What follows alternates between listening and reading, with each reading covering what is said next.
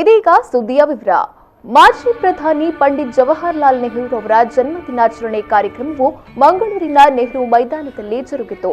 ದಕ್ಷಿಣ ಕನ್ನಡ ಜಿಲ್ಲಾ ಕಾಂಗ್ರೆಸ್ ವತಿಯಿಂದ ನೆಹರು ಅವರ ಪುತ್ಥಳಿಗೆ ಕಾರ್ಯಕರ್ತರು ಪುಷ್ಪಾರ್ಚನೆಯನ್ನ ಮಾಡಿದರು. ಈ ಸಂದರ್ಭ ದಕ್ಷಿಣ ಕನ್ನಡ ಜಿಲ್ಲಾ ಕಾಂಗ್ರೆಸ್ ಅಧ್ಯಕ್ಷ ಹರೀಶ್ ಕುಮಾರ್, ರಮಾನಾಥ್ ರೈ, ಮಿಥುನ್ ರೈ ಸೇರಿದಂತೆ ಕಾಂಗ್ರೆಸ್ನ ಮುಖಂಡರು ಉಪಸ್ಥಿತರಿದ್ದರು.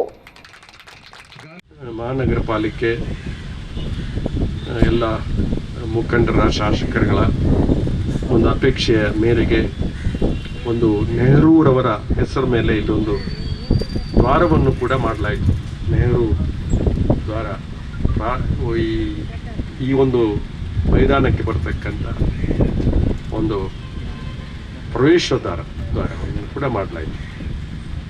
ಅದಕ್ಕೆ ಕೂಡ ಒಂದು ಅರ್ಥ ಇದೆ. ಆ ರೀತಿಯಲ್ಲಿ ನಾವು ಮಾಡಿದ್ದೇವೆ. ಜವಾಹರಲಾಲ್ ನೆಹರೂರವರು ಈ ದೇಶದ ಅಧಿಕಾರವನ್ನು ಬ್ರಿಟಿಷರು ಆಳ್ವಿಕೆ ಮಾಡಿಕೊಂಡು ಬರ್ತಾ ಇದ್ದ ಕಾಲ ನಿಮಗೆಲ್ಲ ಗೊತ್ತಿದೆ. ಸುದೀರ್ಘ ವರ್ಷ ಕಾಲ ಬ್ರಿಟಿಷರ ದಾಸ್ಯ ಸಂಕಲಿಯಿಂದ ಈ ದೇಶವನ್ನು ಮುಕ್ತ ಮಾಡತಕ್ಕಂಥ ಕೆಲಸವನ್ನು ಅನೇಕ ಜನ ಸ್ವಾತಂತ್ರ್ಯ ಹೋರಾಟಗಾರರು ಮಾಡಿದ್ದಾರೆ. ಗಾಂಧೀಜಿಯವರು ಸಹಿತವಾಗಿ.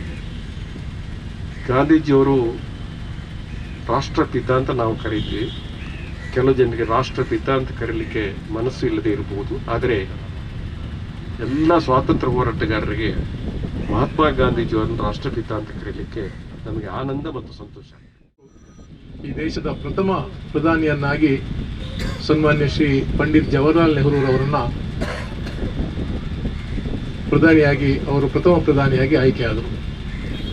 ಈ ದೇಶದಲ್ಲಿ ಸ್ವಾತಂತ್ರ್ಯಕ್ಕೋಸ್ಕರ ಹೋರಾಡಿದಂತಹ ಒಂದು ದೊಡ್ಡ ಮಹಾನ್ ಕುಟುಂಬ. ಮೋತಿಲಾಲ್ ನೆಹರೂರವರ ಸುಪುತ್ರ. ದೇಶದ ಸ್ವಾತಂತ್ರ್ಯಕ್ಕೋಸ್ಕರ ಹಲವಾರು ವರ್ಷಗಳ ಕಾಲ ಜೈಲು ವಾಸವನ್ನು ಅನುಭವಿಸಿ ದೇಶದಲ್ಲಿ ಜನರನ್ನು ಒಗ್ಗೂಡಿಸಿ ಈ ದೇಶಕ್ಕೆ ಸ್ವಾತಂತ್ರ್ಯ ಕೊಡುವಲ್ಲಿ ಪೂಜ್ಯ ಗಾಂಧೀಜಿಯವರೊಂದಿಗೆ ಹೆಗಲು ಕೊಟ್ಟು ಶ್ರಮಿಸಿದವರು ಸನ್ಮಾನ್ಯ ಪಂಡಿತ್ ಜವಾಹರಲಾಲ್ ನೆಹರೂರವರು ಕೂಡ.